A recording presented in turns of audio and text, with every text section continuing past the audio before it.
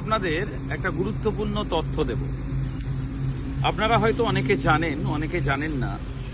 সবচেয়ে বিষধর সাপের কামড়ে যে প্রাণীটা বেঁচে যায় তার নাম হচ্ছে ঘোড়া।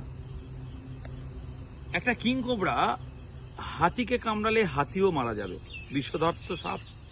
কিন্তু সব প্রাণী কম বেশি মারা যায় সাপের কামড়ে, কিন্তু একমাত্র ঘোড়া যে সাপের কামড়ে মারা যায় না। খুব বেশি হলে 2-3 দিন সে অসুস্থ থাকবে, তারপর সুস্থ হয়ে যাবে।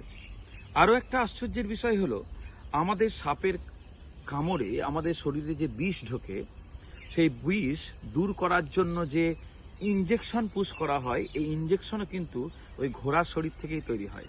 কিভাবে তৈরি হয়? সাপের বিষ ঘোড়ার শরীরে ইনজেকশন করে পুশ করা হয়। পুশ করার পর ঠিক 2-3 দিনের মাথায় তার শরীরে ইমিউনিটি সিস্টেম দিয়ে বিষের একটা প্রতিরোধ ক্ষমতা গড়ে তোলে। প্রতিরোধ ক্ষমতা গড়ে ওঠার পর ঘোড়ার শরীরে তৈরি হয় অ্যান্টিবডি। এই অ্যান্টিবডি যখন তৈরি হয়, ঘোড়ার শরীর থেকে রক্ত নেওয়া হয়।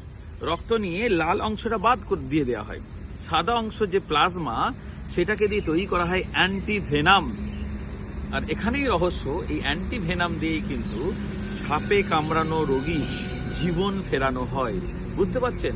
ঘোড়াই একমাত্র প্রাণী যাকে সাপে কামড়ালে মরেই না, বরং তার শরীরে সাপের বিষ পুশ করে যে অ্যান্টিভেনাম তৈরি করা হয়, সেই অ্যান্টিভেনাম দিয়ে অসংখ্য মানুষের প্রাণ বেঁচে যায়। এটা তারই এক অনন্য সৃষ্টি।